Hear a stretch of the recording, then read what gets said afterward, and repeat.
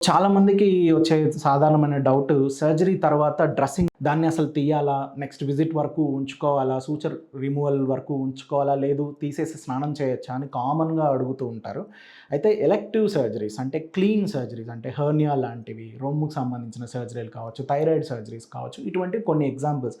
Clean సర్జరీస్‌లో చేసిన dressing surgery అయిన రోజు ఓటీలో మనం ఏ డ్రెస్సింగ్ అయితే వేస్తామో అది ఒక రోజు ఆగి తర్వాత రోజు తీసేసి ఓపెన్‌గా ఉంచొచ్చు. దాని మీద నీళ్లు కూడా పడొచ్చు.